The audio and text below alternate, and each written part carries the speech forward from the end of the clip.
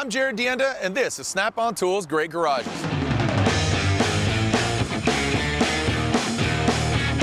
We're in beautiful, sunny Costa Mesa, California, to check out a very young shop that's changing the way they build Porsches. Let's take a look at Sleeper's Speed Shop.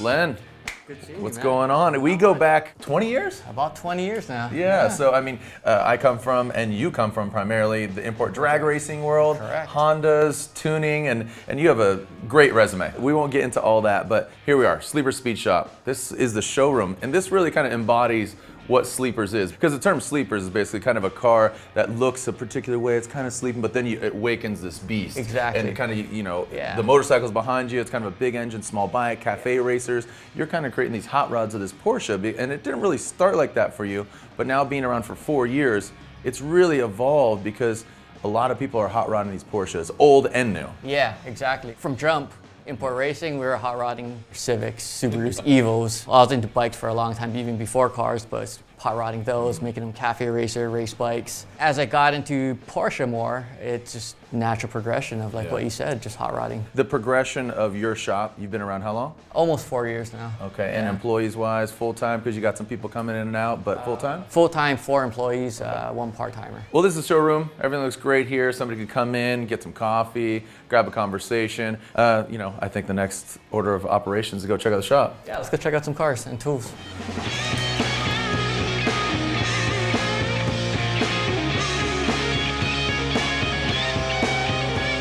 All right, Len, we're here in the garage amongst all the machinery, and I gotta say, you guys in a short time have created quite a name for yourself, a reputation and reliability, quality. I would say it's comparable to Snap-on Tools, nearly 100 years old. We've been around, and Snap-on Tools has created kind of a stigma for itself. You know, it's quality, it's commitment, it's all these things, precision, and I think you guys have created that in a short time as well. Yeah, I mean, nowhere near 100 years. We're only 4 years old. It's a great analogy. I feel we do try to satisfy our customers just as Snap-on does for us. It's a good benchmark for us to follow into Snap-on's reputation. From full top to bottom restoration, you're doing engine things. Yeah. I mean, what all does Sleepers do? We work on everything from 356 to the latest 991s, 991.2s. The Porsches are overflowing here. 2 questions. How long is the wait list to kind of get in here if it's something as small or big? So waiting list for like service repair, you know, it's about 2 weeks, but for a project, it's probably about 3 months now. Len, looking around the shop here, some kind of have the factory body lines. This is far from factory.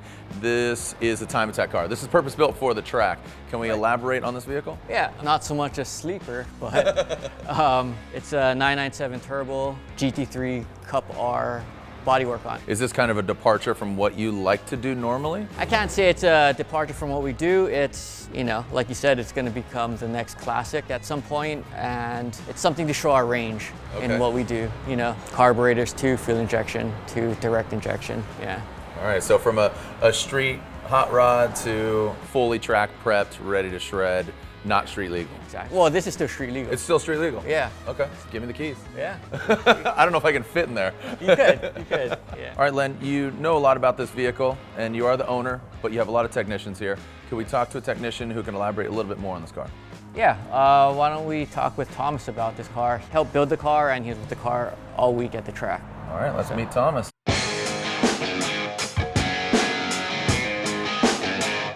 Thomas, what's going on? Not too much, man. Nice to meet you. Thank you for letting us in your house. You look like a classic Southern California kid. Blue eyes. Look like you skateboarded here. Yeah, I could if I wanted to, but I drive my truck in, so. All right. Well, how'd you find yourself working at a Porsche shop? I just kind of fell into it, met the right people, and got the right opportunity and put in the work, and here we are. You and Len have been here since day one, or I should say, you've been here since day one of Sleepers. You guys met at a previous shop. What are you guys doing differently at Sleepers than kind of any other Porsche shop? I think just trying to, I don't know, maybe bring a little class and style into it, you know? Okay. Not really reinventing the wheel, like you said, but just trying to put our own touch on things, you know? I like it. Like I said, Southern California, get a couple of Hawaiian dudes in here and you just get this flair. So you have worked primarily on this vehicle, or not primarily, not exclusively, but the whole team is on board with this vehicle. Yeah. What was your primary focus on this 997? Well, it was a lot to work with. When we put the body kit on it, you know, the wheelbase actually changed, so trying to get the alignment all figured out. We had to change the intercooler setup, all the intake pipes had to be moved. moved, put a new exhaust on it, pretty much everything. We had to just move and make work. So the geometry of the suspension and all that, how do you feel like it's maiden voyage? Because you guys just got back from Global Time Attack, and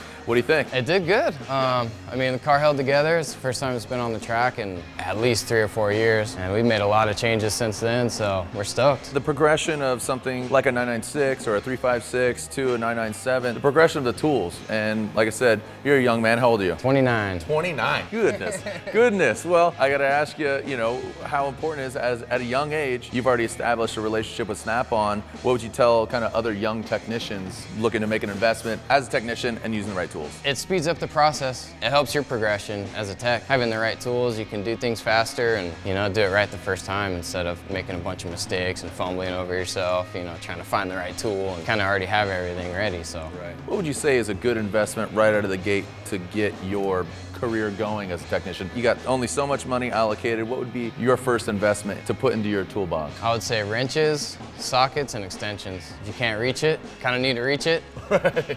If you can't fit something in there, wrench is perfect. So you're working on this car, you're thrashing. What's one of the most popular tools that you find yourself using? Probably this 1/2-inch impact over here.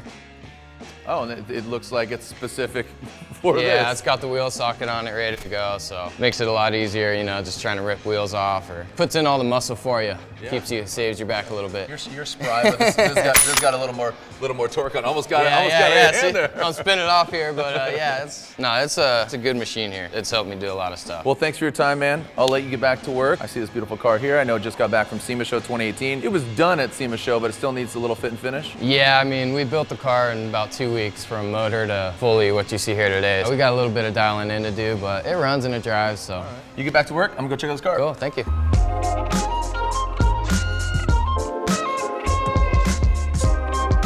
All right, Len, 2 weeks. You guys thrashed on this thing, built it top to bottom, and SEMA Show. It's back now, just kind of doing some final details. No, I can't say it was only 2 weeks, Right. but final assembly, yeah, 2 week engine build and final assembly. Back now, dialing it in so he can start ripping around on the street. Yeah, I think that's the beauty part of it, right? I mean, you look at this thing and it's still got the factory kind of shine to everything, and you guys tell us what it is. What makes this thing unique unto itself? The owner, Ryan, he found this as a barn find. It's a 1982 911 SC, and he just wanted the car to just turn over, and then he was sold. So he bought it, engine turned over. We did the disassembly, rebuilt the engine, blueprinted it, balanced everything out, and put it back together. And engine-wise, how is this different from some of the other builds here? So this engine kind of has a standard package with built pistons, built rods. This car has individual throttle bodies and fuel injection, runs an AEM standalone computer, wired by raw wire. This is truly the embodiment of sleeper. Is it factory color? Was this the factory color it came with? No, this car was originally Guards Red, but now it's olive green, which is a factory Porsche color. Yeah, because I mean, it's stripped down inside, it's got the cage, but this car was intended, as beautiful as it is, it's gonna get some road wear. It's gonna get some road rash. It is, and hopefully soon. Yeah, see, right? You kind of want your piece of art to get thrashed, right? That's the intention. It is, it is. So you've utilized Snap-on tools in this thing. How important is Snap-on tools on this vehicle in particular? Because tolerances, you got beautiful paint. As you said, you want it to be thrashed on, but by the owner, not by the technician, right? You drop something on the fender or in the engine bay or something like that. Exactly. Most of our technicians use Snap-on, and it does give you a sense of ergonomics on the tools. Yes. There's less dropping of tools, finish is smoother, so you know it doesn't mar any of the bolts and nuts, because all the nuts and bolts were re-CAD plated. So on final assembly, you know, the way Snap-on sockets and wrenches are with their flank drive system, so it doesn't mar up all the new bolts. You have some finishing touches here.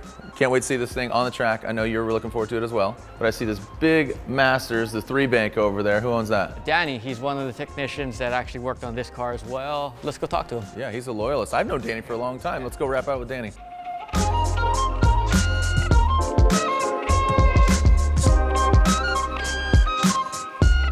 Danny, what's up, man? How's it going? Good, good. Thanks for having me. You and I go back quite a few years, just like Len. Import drag racing, we're talking about drifting. But according to your Instagram, and I know you as well, you're a Snap-on enthusiast, a fan, if I may. am. And why Snap-on for you, man? what I started with. It's what I know, and it hasn't let me down. I mean, it's the best. Let's talk about this car, because with these air-cooled Porsches and Volkswagens, right, air-cooled in general, you're just trying to find the every bit of horsepower, and it gets pretty pricey too. It does. Little tuning here and there, and Yeah. it just needs a few things done to it. Customer can't wait to drive it. Yeah, no, and like Len was saying, he can't wait to see this thing actually get some rock chips on it to shred. You being such a Snap-on aficionado, right here, custom built by Danny Oda, what's your favorite tool? Probably my go-to tool would be this little guy here. We call it Snoopy. Yeah. 3/8 head on a quarter drive ratchet. It's good for getting in tight spots. It's got flex head, so that's good to go. Would you say you're most widely used or just your favorite? Probably both, actually. Yeah. All right. In particular, this green monster here, what did you work on this vehicle, and what was your role? A lot of the work I did was in the roll bar Yeah. and the seat bracket fabrication. You're welding, you're fabricating, and you're doing the finishing touches. Yes. What other projects are you kind of looking forward to in 2019 and for the future? We got a shop full of cars, so Yeah. there's a lot coming up. Kind of make you nervous a little Yeah, bit? it does. Really? All right. Well, thank you for your time. I'll let you get back Thank to you. work, and thank you for being a Snap-on Good seeing enthusiast. you. Yeah, likewise.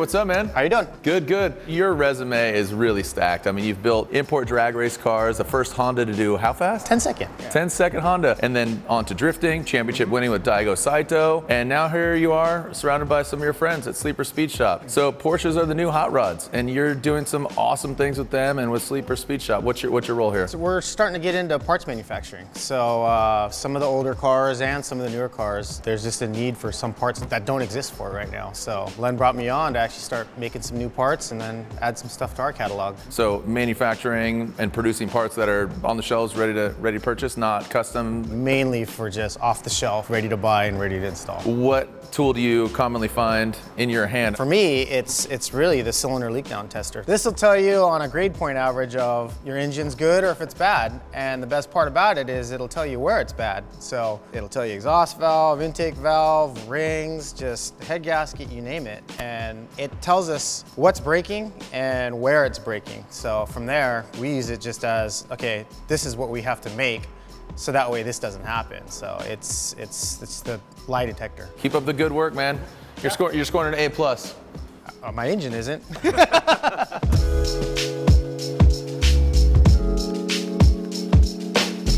Well, Len, we're outside, signature Southern California weather. It's sunny. We're right here on the road. You're in the heart of Costa Mesa. Yeah. It's gonna get a little loud, but what?